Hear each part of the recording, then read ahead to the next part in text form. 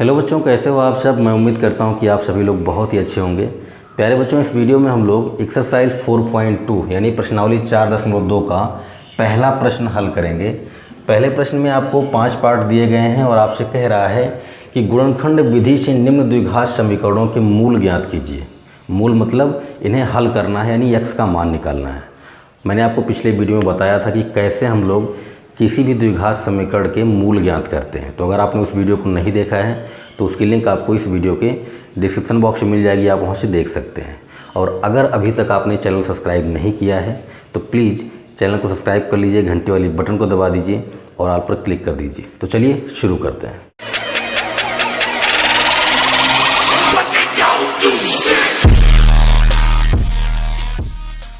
प्यारे बच्चों, सबसे पहले बात करेंगे पहले पार्ट की बात करें तो इसमें समीकरण आपको दिया है x² - 3x - 10 = 0।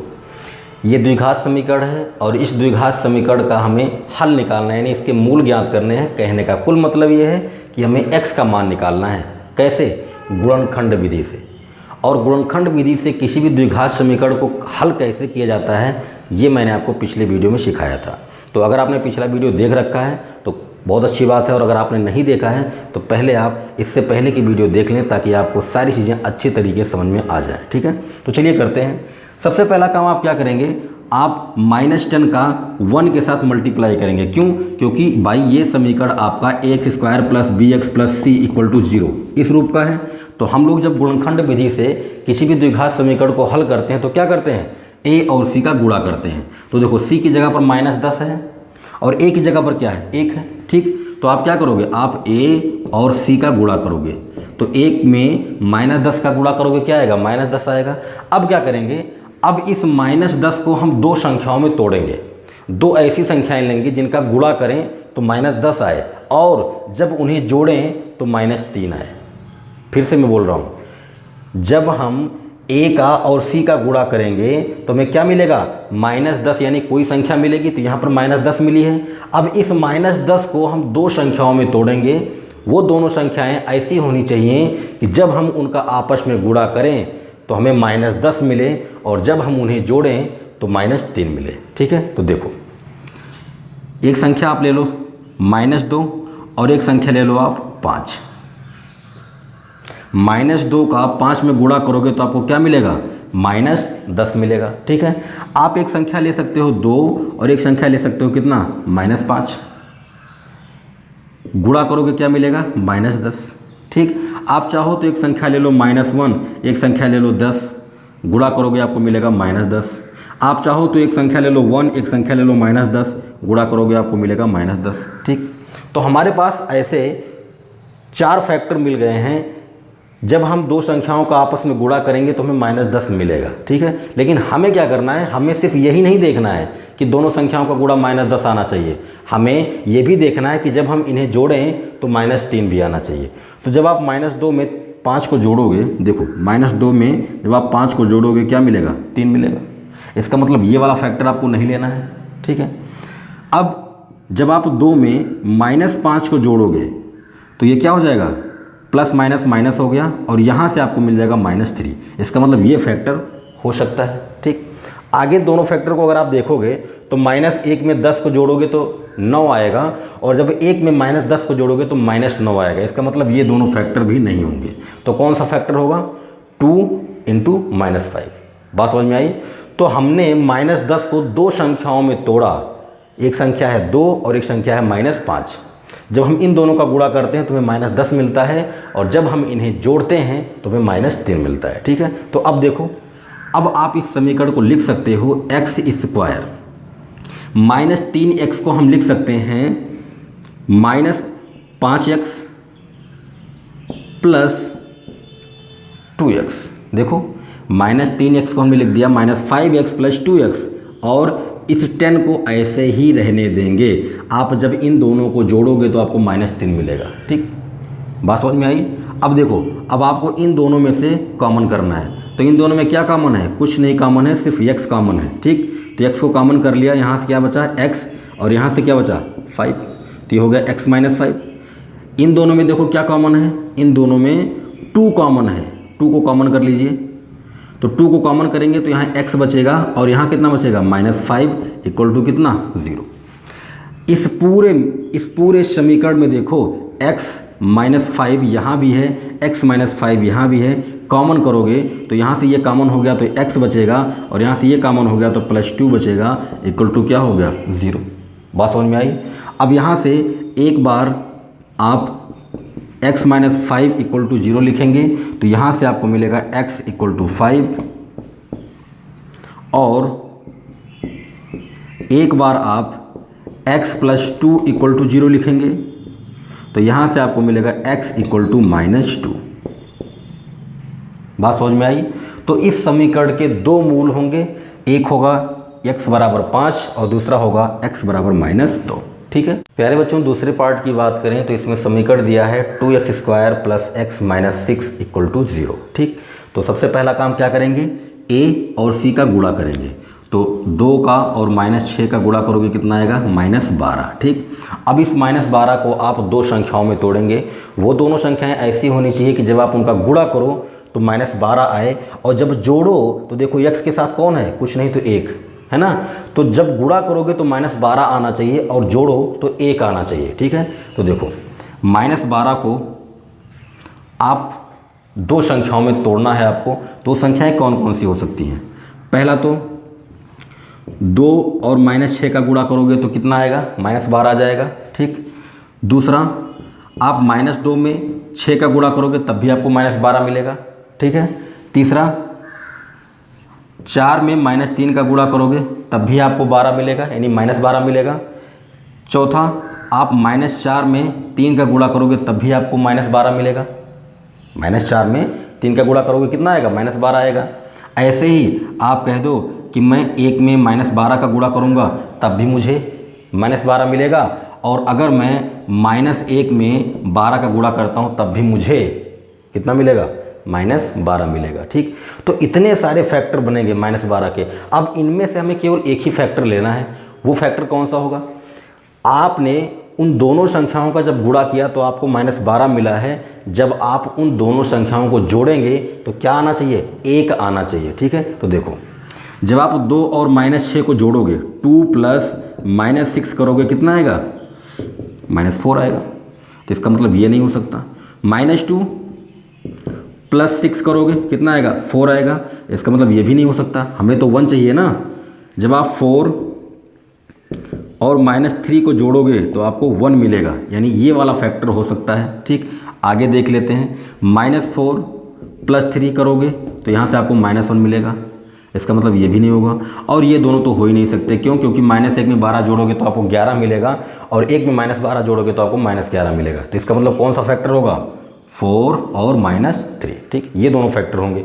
तो अब हम इसे लिखेंगे 2x² + 4x - 3x - 6 equal to 0। बात समझ में आई। हमने क्या किया, हमने 2 और -6 का गुणा किया, हमें -12 मिला। हमने इस -12 को दो संख्याओं में तोड़ा, एक संख्या 4 थी और एक संख्या थी -3। जब हम इन दोनों का गुणा करते हैं तो हमें -12 मिलता है और जब हम इन दोनों को ऐड करते हैं तो हमें 1 मिलता है। ठीक है, तो अब हम इस x को लिख सकते हैं 4x - 3x। 4x - 3x का मतलब कितना है x। ठीक, जब आप इन दोनों को घटाओगे तो आपको यही मिलेगा। अब देखो, अब इसमें से आपको क्या कॉमन करना है, 2x कॉमन करना है। यहाँ केवल x बचेगा और ये हो गया प्लस कितना 2। भाई 2x कॉमन किया तो 2 तो बाहर हो गया, x भी बाहर हो गया, तो यहाँ केवल x बचेगा और यहाँ से x कॉमन हुआ, 2 कॉमन हुआ तो केवल 2 बचेगा। माइनस यहाँ से 3 कॉमन कर लीजिए तो आपको मिलेगा x + 2 इक्वल टू कितना 0। ठीक है, अब x + 2 यहाँ भी है, x + 2 यहाँ भी है, तो x + 2 को कॉमन कर लीजिए। यहाँ से आपको मिलेगा 2x - 3 इक्वल टू 0। ठीक, फिर से वही काम बोलेंगे, यदि x + 2 इक्वल टू 0 हो तो यहाँ से x इक्वल टू कितना आएगा -2 आएगा। भाई ये 2 उधर जाएगा तो माइनस हो जाएगा। और यदि 2x - 3 इक्वल टू 0 तो यहाँ से 2x इक्वल टू कितना 3, तो x इक्वल टू कितना 3/2। ठीक, तो इस समीकरण के दो मूल होंगे, एक होगा x बराबर -2 और एक होगा x बराबर 3/2। ठीक है, बात करते हैं तीसरे पार्ट की। तीसरे पार्ट में समीकरण दिया है √2x² + 7x + 5√2 = 0। कुछ नहीं है, जैसे अभी तक हम लोग करते आए हैं वैसे इसे भी करेंगे। पहला काम क्या, a और c का गुणा, तो गुणा कर लीजिए। √2 का गुणा करना है आपको 5√2 में। ठीक है, कितना आएगा, देखो 5 तो 5 ही रहेगा और √2 × √2 तो ये हो जाएगा √2 का स्क्वायर। और आप अच्छी तरीके से जानते हैं कि इस वाले स्क्वायर से ये वाला रूट हट जाएगा तो आपको केवल क्या मिलेगा, 2 मिलेगा। ठीक है, और 5 और 2 का गुणा करोगे कितना आएगा, 10 आएगा। ठीक, अब आपको 10 को दो संख्याओं में तोड़ना है। वो दोनों संख्याएं ऐसी होनी चाहिए कि जब आप उनका गुणा करो तो 10 मिले और जब जोड़ो तो क्या मिले, 7 मिले। ठीक, तो आप समझ गए होंगे कि 10 को हम लोग 5 × 2 या 2 × 5 लिख सकते हैं। ठीक है, 5 और 2 का गुणा करोगे 10 आएगा और 5 और 2 को जोड़ोगे तो 7 आएगा। ठीक, तो अब ये समीकरण आपका बन जाएगा √2x² + 2x + 5x + 5√2 = 0। यही तो होगा भाई। आप 7x को क्या लिख सकते हो, 2x + 5x। क्यों, क्योंकि आपने 10 को दो संख्याओं में तोड़ा है, एक संख्या 5 है और दूसरी संख्या 2 है, तो हम इसे ऐसा लिख सकते हैं। एक लाइन यहाँ पर मैं और बनाता हूँ, इसको हम लिख देते हैं √2x² प्लस इस 2 को क्या मैं ऐसा लिख सकता हूँ, √2 का स्क्वायर। देखो ना, देखो √2 का स्क्वायर करोगे तो इस स्क्वायर से ये रूट हट जाएगा तो वापस आपको 2 ही मिलेगा। ठीक, ऐसा क्यों कर रहा हूँ आगे आपको समझ में आ जाएगा। ठीक, मैंने इस 2 को ऐसा लिख दिया। ठीक है, प्लस 5x + 5√2 = 0। ठीक, अब ध्यान से देखो, इसमें यहाँ x² है, यहाँ x है, इसका मतलब x कॉमन हो जाएगा। यहाँ पर √2 है और यहाँ पर √2 का स्क्वायर है तो इसका मतलब √2 भी कॉमन हो जाएगा। ठीक, तो √2x कॉमन हो गया तो यहाँ x बचा, प्लस x तो बाहर निकल चुका है तो यहाँ केवल बचेगा √2। बात समझ में आई। सिर्फ कॉमन करने के लिए मैंने इस 2 को √2 का स्क्वायर लिखा था। ठीक है, प्लस यहाँ देखो, यहाँ भी 5 है, यहाँ भी 5 है तो 5 को कॉमन कर लो, यहाँ बचेगा x + √2 = 0। ठीक, यहाँ भी x + √2 है, यहाँ भी x + √2 है, कॉमन हो जाएगा तो ये हो गया x + √2 इंटू बचेगा क्या, √2x + 5 = 0। फिर से वही काम, एक बार इसको 0 के बराबर करेंगे, एक बार इसको 0 के बराबर करेंगे, तो कर दीजिए। बोलेंगे यदि x + √2 = 0 तो यहाँ से आपको मिलेगा x = -√2। ये हो गया इस समीकरण का एक मूल। और यदि √2x + 5 = 0 तो यहाँ से हो जाएगा √2x = -5। फिर यहाँ से आपको मिल जाएगा x = -5/√2। ये हो जाएगा इस समीकरण का दूसरा मूल। ठीक, तो एक मूल हो गया -√2 और दूसरा मूल हो गया -5/√2। चौथे पार्ट की बात करें तो इसमें समीकरण दिया है 2x² - x + 1/8 = 0। सबसे पहले इसे हम थोड़ा सा सॉल्व करेंगे। ठीक है, देखो इस 8 का गुणा हो जाएगा तो ये हो जाएगा 16x², ये हो जाएगा -8x, ये हो जाएगा +1/8 = 0। ठीक, क्या किया, कुछ नहीं, देखो यहाँ कुछ नहीं था तो /1 लिख दिया, यहाँ भी कुछ नहीं तो /1। 1 1 8 का हमने एलसीएम ले लिया तो हमें 8 मिल गया। बाकी आपको फ्रैक्शन का जोड़ घटाना आता होगा। ठीक, तो ये कर लिया। अब इस 8 को भेजेंगे 0 की तरफ तो ये हो जाएगा 16x² - 8x + 1 = 0, क्योंकि 8 का 0 में मल्टीप्लाई होगा तो 0 हो जाएगा। ठीक, अब ये हो गया आसान। a की जगह पर है 16, c की जगह पर है 1। 16 और 1 का गुणा कर दीजिए। भाई a और c का गुणा करते हैं ना, तो 16 और 1 का गुणा करेंगे, कितना आएगा, 16 आएगा। इस 16 को दो संख्याओं में हम तोड़ेंगे। ऐसी संख्याएं होनी चाहिए कि जब आप उनका गुणा करो तो 16 आए और जब जोड़ो तो -8 आए। ठीक, तो आप समझ सकते हैं एक संख्या हो गई -4, दूसरी भी हो जाएगी -4। ठीक, देखो जब आप इन दोनों का गुणा करोगे तो क्या आएगा, माइनस और माइनस प्लस हो गए, और 4 का 4 में गुणा करोगे 16 आएगा। ठीक, और जब आप इन्हें जोड़ोगे -4 प्लस -4 तो क्या आएगा, -8 आएगा। ठीक है, तो इस तरह से हमें इस 16 के दो गुणनखंड मिल गए। ठीक, और दोनों क्या है, -4 और -4। तो अब हम इसे लिख सकते हैं 16x² -4x -4x प्लस 1 बराबर 0।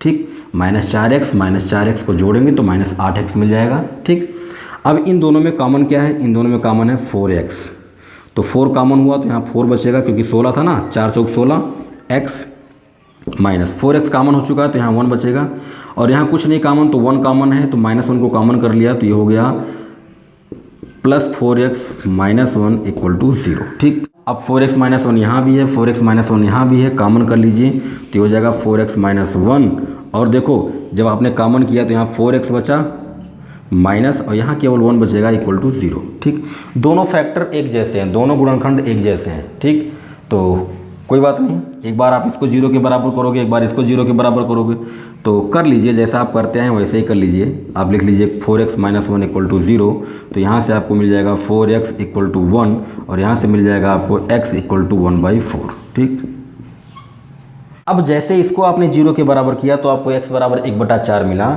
ऐसे ही जब आप इसको भी 0 के बराबर करोगे तब भी तो आपको 1/4 मिलेगा। क्यों, क्योंकि भाई दोनों एक ही तो हैं, दोनों फैक्टर एक ही हैं। तो आप बोलोगे और 4x -1 = 0, तो यहाँ से मिल गया आपको x = 1/4। बात आई समझ में। तो इस समीकरण के दो फैक्टर होंगे, और दोनों फैक्टर क्या होंगे, 1/4 एंड 1/4, दोनों एक जैसे आए हैं, दोनों इक्वल आए हैं। और मैंने आपको बताया भी था कि किसी भी द्विघात समीकरण के दोनों मूल बराबर आ सकते हैं, जैसे इसमें आया है, इसमें दोनों मूल क्या हैं, बराबर हैं। ठीक है, पाँचवें पार्ट की बात करें तो पाँचवें पार्ट में आपको समीकरण दिया है 100x² -20x + 1 = 0। ठीक, तो बस वही काम करना है आपको, a और c का गुणा, यानी 100 और 1 का गुणा कर दीजिए, तो 100 × 1 कितना आएगा, 100 आ जाएगा। ठीक, अब इस 100 को आप दो संख्याओं में तोड़ेंगे, वो दोनों संख्याएं ऐसी होनी चाहिए कि जब आप उनका गुणा करो तो 100 आ जाए, और जब जोड़ो तो -20 आए। तो आप समझ सकते हैं कि इस 100 के दो गुणनखंड -10 और -10 होंगे। जब आप इन दोनों का गुणा करेंगे तो 100 मिलेगा, और जब आप इन दोनों को जोड़ेंगे तो -20 आएगा। ठीक, तो इसे हम लिख सकते हैं 100x² -10x + 1 = 0। ठीक, इस -20x को हमने -10 और -10 में लिख दिया। ठीक, अब इसमें देखो कॉमन है, जी हाँ 10x कॉमन है, तो 10 से 100 में भाग करोगे 10 दाहिम 100, यहाँ से 1x निकला है तो 1x बचेगा, माइनस ये कॉमन हो गया तो 1 बचेगा। ठीक, यहाँ कुछ नहीं तो -1 है, और ये हो गया 10x -1 = 0। ठीक, ये तो पिछले क्वेश्चन जैसा हो गया, यहाँ देखो 10x -1 है, यहाँ भी 10x -1 है, तो ये कॉमन हो गया 10x -1, तो बचेगा क्या, 10x -1 = 0। दोनों फैक्टर इक्वल हैं, एक जैसे हैं, तो किसी एक का मान निकाल लो, वही दोनों के मान हो जाएंगे। तो आप बोल दो कि यदि 10x -1 = 0, तो यहाँ से आपको मिलेगा 10x = 1, और यहाँ से आपको मिल जाएगा x = 1/10। ठीक, ये हो गया एक मूल, और ऐसे ही दूसरा भी मूल होगा। क्यों, क्योंकि दोनों एक जैसे हैं। तो 10x -1 = 0, तो यहाँ से आप लिख देंगे x = कितना, 1/10। ठीक, तो इस समीकरण के दो मूल थे, और दोनों मूल एक दूसरे के बराबर हैं, एक है 1/10 और दूसरा भी क्या है, 1/10। तो प्यारे बच्चों, मैं उम्मीद करता हूँ कि आप सारी बातें अच्छी तरीके से समझ गए होंगे, और आप ये भी समझ गए होंगे कि कैसे हम लोग किसी भी द्विघात समीकरण को गुणनखंड विधि के द्वारा हल करते हैं। वीडियो कैसा लगा कमेंट करके ज़रूर बताएं, क्योंकि आपके कमेंट से भी मोटिवेशन मिलती है और वीडियो बनाने की। वीडियो को लाइक कर दीजिए, जितना हो सके उतना शेयर कीजिए, और अगर आप चैनल पर नए हैं तो चैनल को सब्सक्राइब कर लीजिए, घंटी वाली बटन को दबा दीजिए और ऑल पर क्लिक कर दीजिए। मिलते हैं नेक्स्ट वीडियो में, टेक केयर।